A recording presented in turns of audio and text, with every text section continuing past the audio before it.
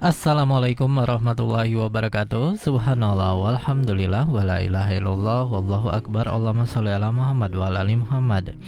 Dipancarluaskan langsung dari Jalan Jenderal Sudirman nomor 1 Kompleks Masjid Darussalam Sangatta Kutai Timur, Suada 91,1 FM Radio Informasi dan Inspirasi Keluarga. Alhamdulillah sahabat-sahabat, saat ini kita berada di tanggal 27 Rajab 1442 Hijriah. Sebentar lagi kita masuk ke bulan Sya'ban. Nah, berarti lebih kurang 1 bulan lagi kita akan masuk ke bulan suci Ramadan. Oleh karenanya mari kita persiapkan diri dengan terus menambah ilmu kita. Dan pada pagi hari ini kita akan mendengarkan ceramah dari Ustadz Zainuddin MZ dengan judul Harta Tahta Wanita. Baik sahabat saudara, tetap stay tune di 91,1 FM Radio Informasi dan Inspirasi Keluarga.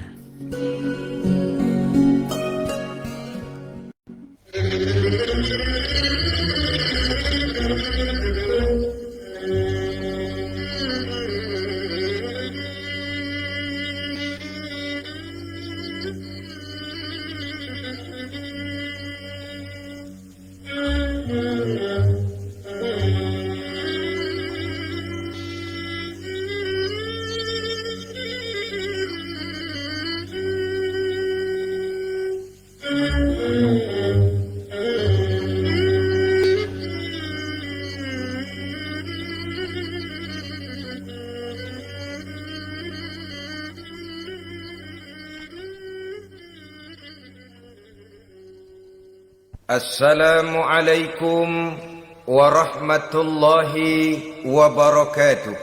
Waalaikumsalam warahmatullahi wabarakatuh. Bismillahirrahmanirrahim. Alhamdulillahi rabbil alamin.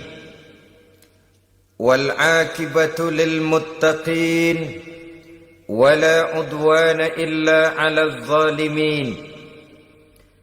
والصلاة والسلام على أشرف الأنبياء والمرسلين سيدنا ومولانا محمد وعلى آله وأصحابه المجاهدين الطاهرين أما بعد.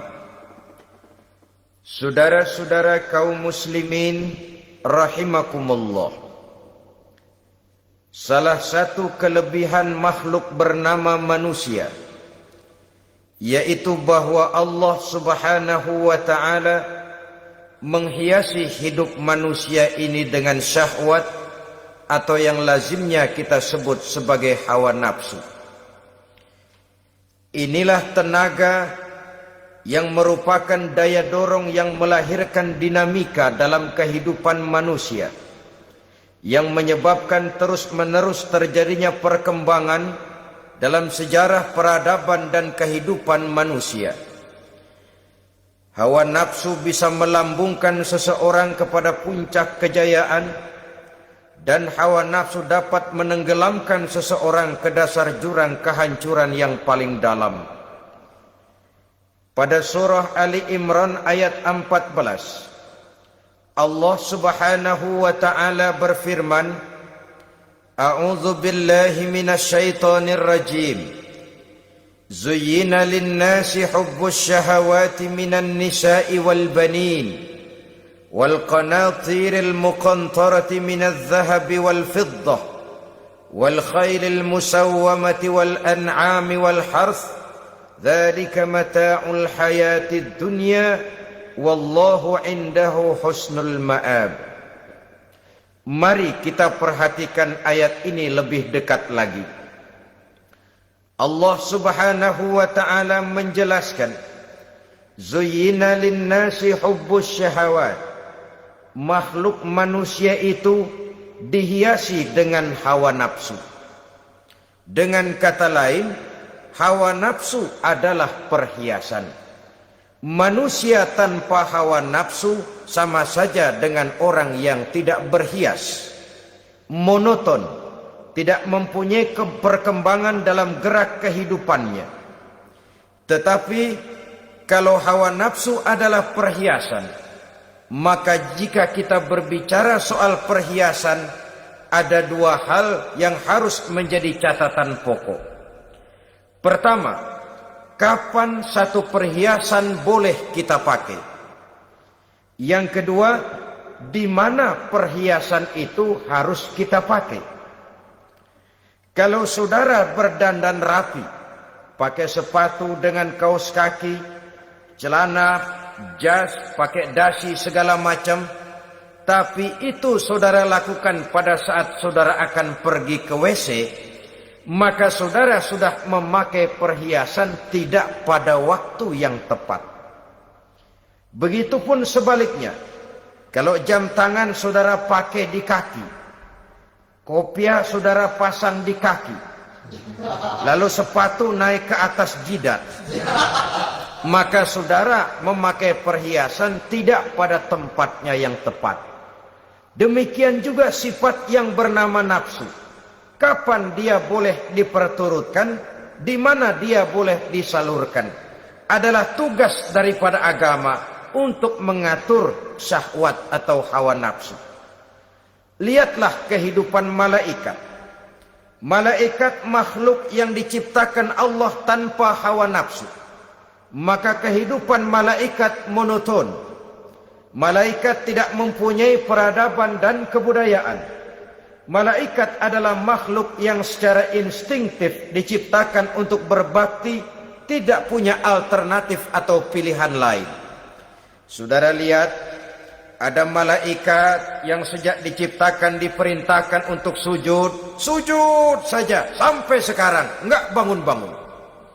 Ada malaikat yang sejak diciptakan diperintahkan untuk tasbih, tasbih saja, yang lain tidak. Ada malaikat yang sejak diciptakan diperintahkan mencabut nyawa, nyawa saja urusannya, yang lain tidak. Pekerjaannya monoton, tetapi memang karena tidak ada hawa nafsu, tidak ada kecenderungan malaikat untuk nyeleweng. Belum pernah kita dengar misalnya ada malaikat Jibril korupsi ayat. Ini kelihatannya ayat bagus ini, nggak usah disampaikan kepada bawahan Muhammad, dipakai sendiri saja. Tidak. Kita belum pernah dengar malaikat maut keliru mencabut nyawa orang yang belum waktunya modar.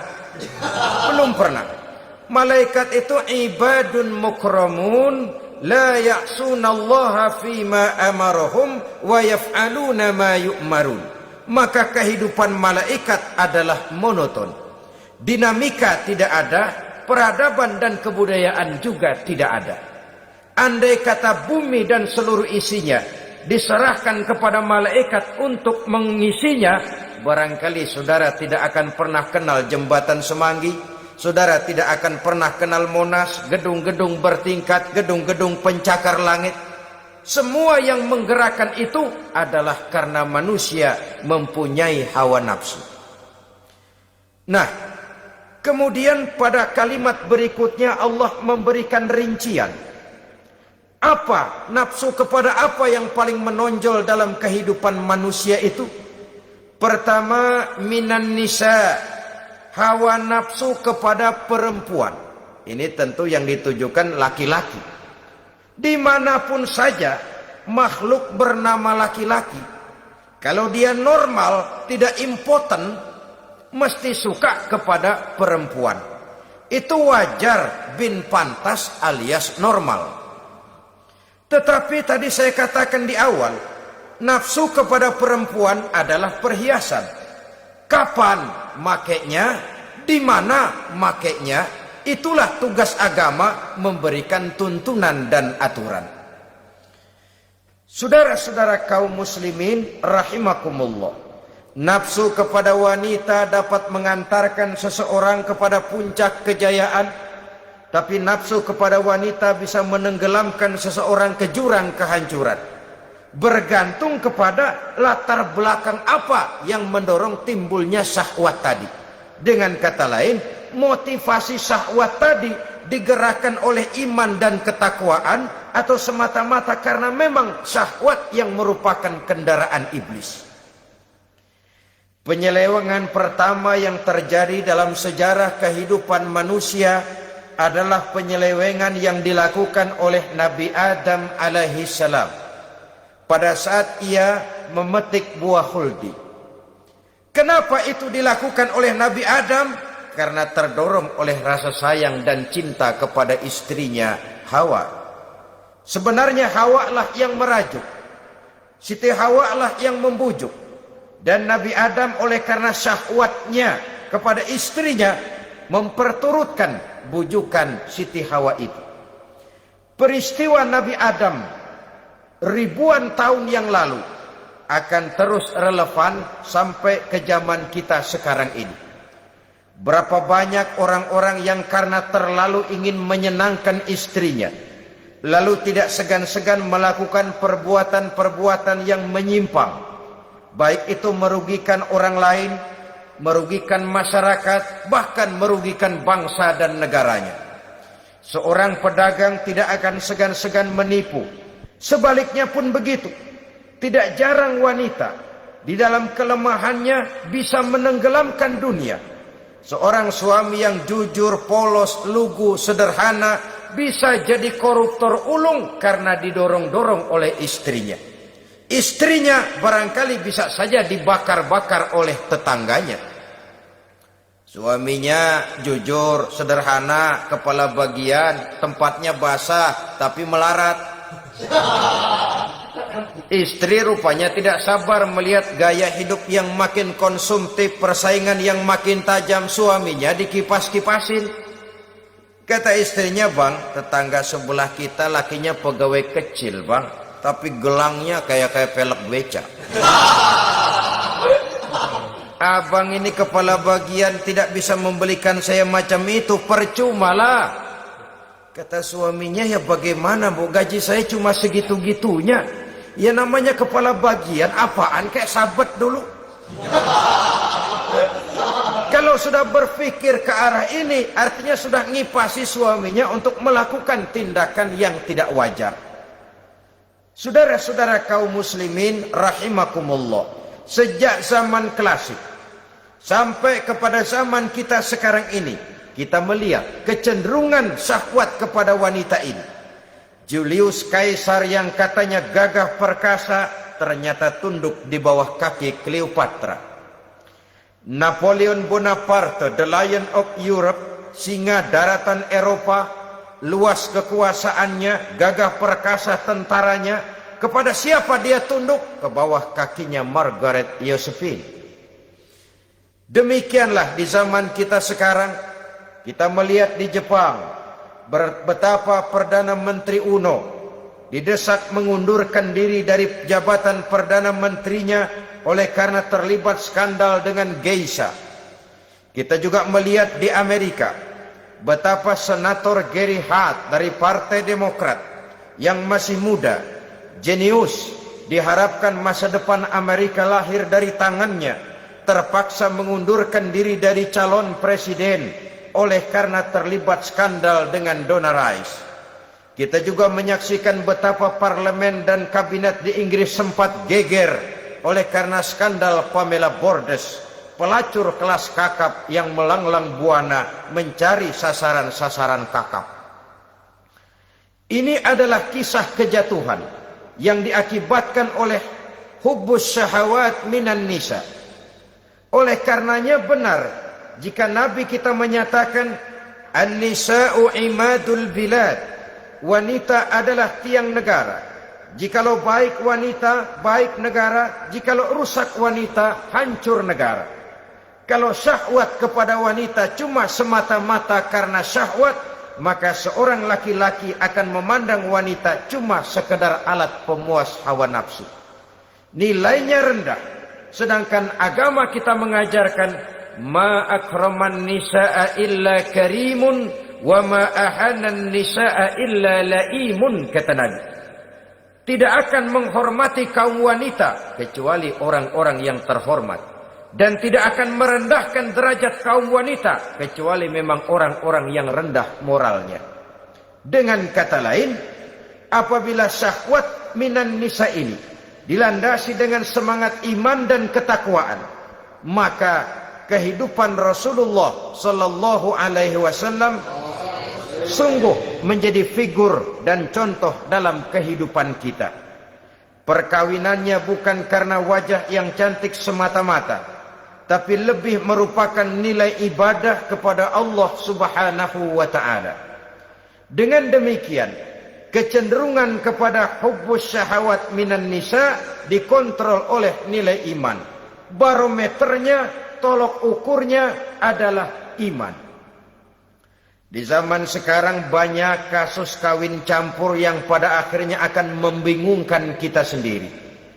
Padahal Al-Quran secara jelas dan tegas memberikan bimbingan. Orang itu kalau sudah, kata Imam Syafi'i, wa ainur ridha an kulli aibin kalilatun kama anna aina suhti tubdil masawiya. Mata kalau dibalut cinta dia buta terhadap nista, tapi mata kalau dibalut benci hanya melihat yang keji-keji saja. Biasanya cinta kepada wanita memang bisa menimbulkan dorongan yang positif, tapi juga bisa membuat seseorang buta sama sekali. Dorongan yang positif paling kurang dari segi penampilan. Coba lihat lelaki kalau lagi demen perempuan, lenjeh banget kan. Sisiran rambutnya rapi, teriskaan bajunya lancip, sepatunya mengkilat, kantong celananya tebel, perkara anduk isinya bukan soal. Yang penting kan gaya. Lalu dinamis, kreativitasnya ada saja timbul. Tapi pada sisi lain, jikalau orang sudah kehilangan pertimbangan, juga kadang-kadang tidak segan-segan mengorbankan akidah, mengorbankan nilai-nilai iman. Padahal ini taruhan utama, sampai Quran dengan tegas memberikan peringatan. Wala ammatun mu'minatun khairun min musyrikatin walau a'jabatkum. Perempuan budak yang hitam legam, kalau beriman, itu lebih baik untuk dinikahi daripada wanita cantik berkulit kuning langsat tapi musyrik. Lebih baik budak yang hitam legam beriman daripada wanita cantik berkulit kuning langsat berhati bangsat. Tapi kita kadang kehilangan pertimbangan. Karena agama, karena cinta agama digadaikan, karena cinta akidah terjual, karena cinta keyakinan jadi korban. Ini semua penyakit yang datang dari hubbus syahawat minan nisa, kecenderungan mengumbar nafsu kepada perempuan. Ini memang perhiasan, tapi bisa juga jadi bumerang dalam kehidupan manusia. Berapa banyak penyelewengan terjadi karena pengaruh wanita yang tidak bisa jadi bisa. Ini pengaruh di dalam kehidupan memang sedemikian besarnya. Sehingga saudara-saudara kaum muslimin, inilah yang perlu dikendalikan dalam kehidupan, kapan dan di mana. Kalau nafsu adalah perhiasan, kapan dan di mana perhiasan itu harus kita pakai, di mana dia harus kita tempatkan. Begitu juga yang menyangkut soal perempuan. Kapan? Ya kapan tentu kalau sudah nikah. Di mana? Yang jelas bukan di depan umum.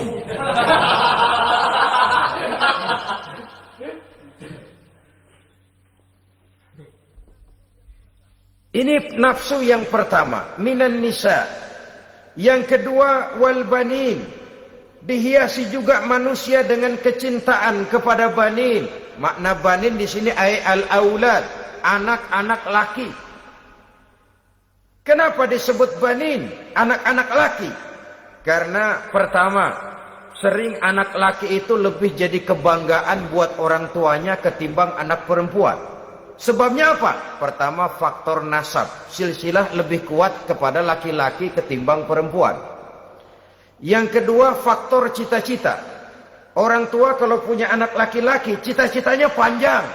nak kau nanti jadi dokter ya, nak jadi insinyur ya, nak jadi pilot ya, nak jadi pengusaha ya, nak jadi presiden ya. Tapi kalau dia punya anak perempuan, paling ya nak, mudah-mudahan nanti kamu dapat jodoh orang baik nak, dapat jodoh orang soleh. Saudara-saudara, yang ketiga, anak perempuan itu kalau sudah berkeluarga biasanya pindah kepada lingkungan keluarga lain. Sehingga orang berkata punya anak perempuan banyak sebenarnya seperti agen. Artinya ada yang mau bawa, kan begitu. Ada yang minta ambil, ada yang berminat buntel. Paling dia nengokin orang tuanya ya lebaran. Ya syukur kalau sebulan sekali atau seminggu sekali. Tapi minimnya kan lebaran. Dengan demikian dari garis nasab ini lebih kuat al-banin ketimbang al-banat. Manusia dihiasi dengan kecintaan kepada anak-anak. Sering karena terlalu cinta kepada anak, kita menjerumuskan anak. Terlalu sayang kepada anak, segala maunya kita perturutkan tanpa kendali dan kendala.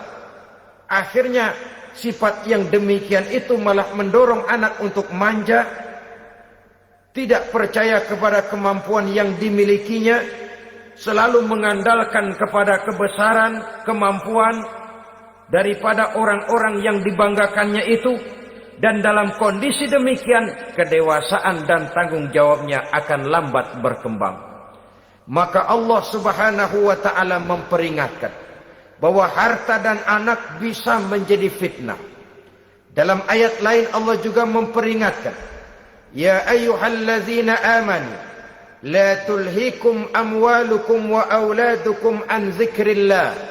Wahai orang-orang yang beriman, jangan sampai hartamu dan anak-anakmu memalingkan kamu daripada mengingat Allah.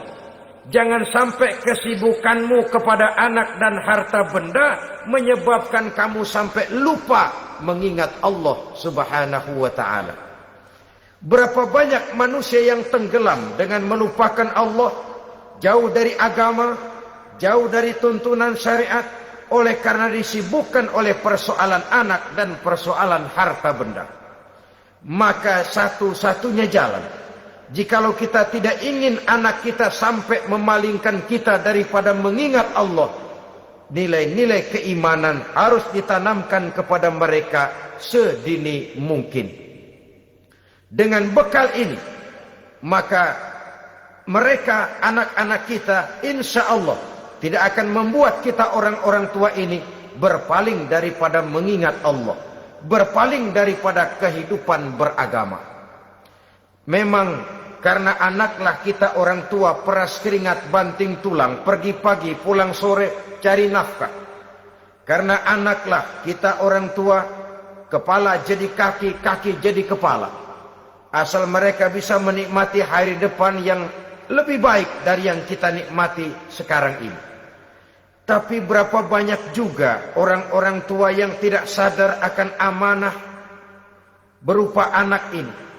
Mereka lalai, mereka bersikap masa bodoh, padahal tidak akan ada yang tidak dipertanggungjawabkan di hadapan Allah Subhanahu wa ta'ala. Orang tua bisa mendapat pensiunan pahala kalau anaknya tumbuh menjadi anak yang soleh. Tetapi orang tua pun bisa saja masuk neraka karena anaknya menjadi anak yang kurang ajar dan orang tuanya sama sekali tidak pernah memberikan pendidikan yang sebagaimana mestinya. Saudara-saudara kaum muslimin rahimakumullah, kita tentu berharap memperoleh pensiunan pahala dan bukan mendapat tambahan dosa dari kekurang ajaran anak-anak kita akibat kita sebagai orang tuanya tidak pernah mau mendidik mereka. Dalam hadis ada diriwayatkan, ada anak kurang ajar, sembahyang tidak, puasa ibadah tidak, kenal Allah tidak, beriman pun tidak, dosa kelewat banyak, kejahatan berkarat. Di akhirat nanti disidang dia, Ditanya, kamu kenal siapa Tuhanmu? Tidak. Kamu tahu siapa nabimu? Tidak. Kitab sucimu apa? Tidak tahu. Kiblatmu di mana? Tidak ada. Kamu sholat? Tidak pernah. Kamu puasa? Tidak pernah.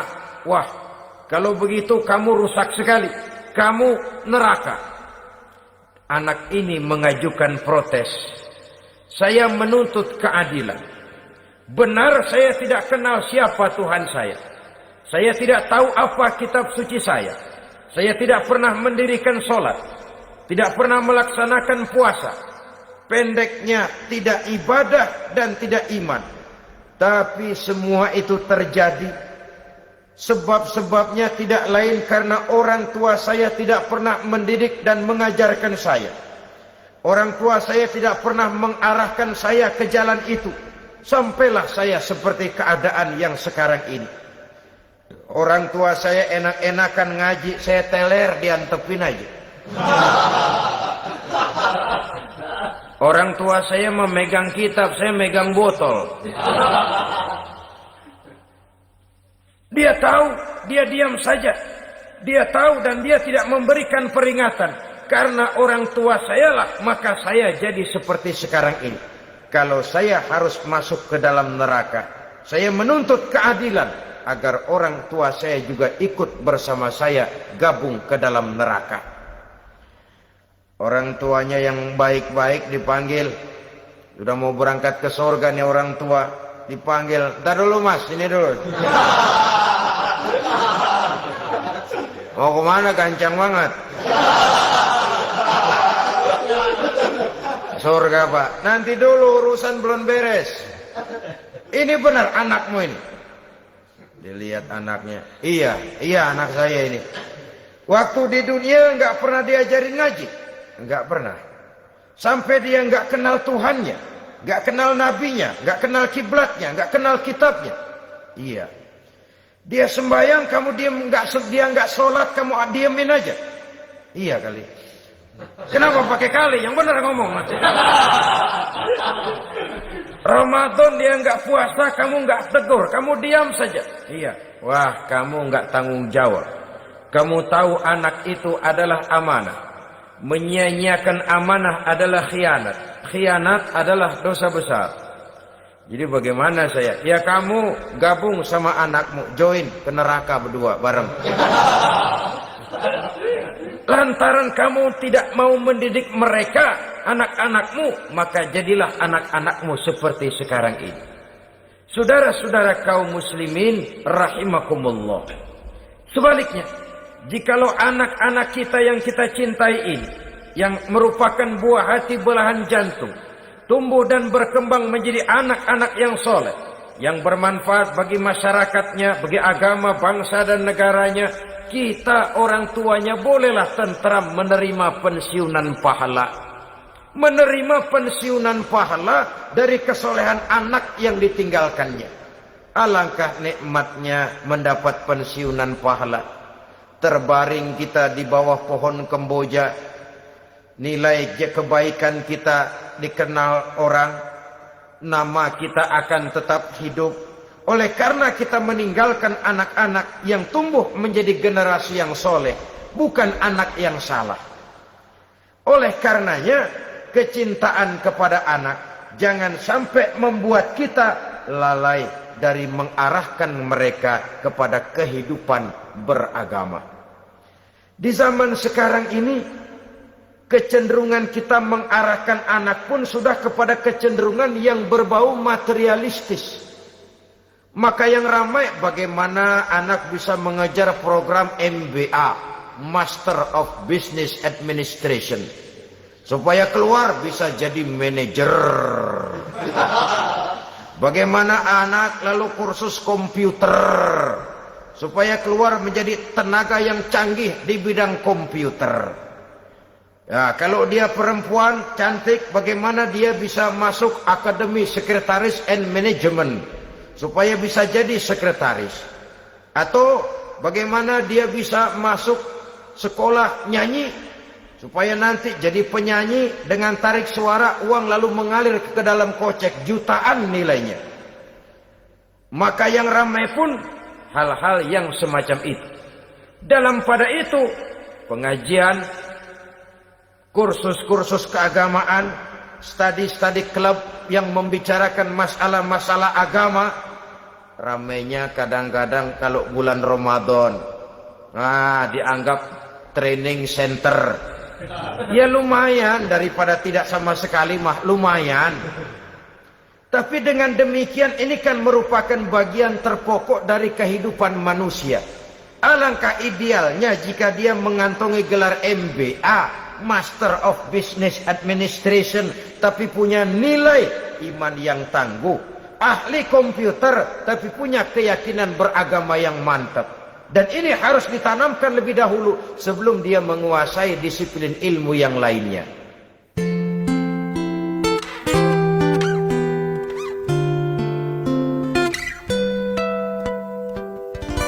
Suara Darussalam.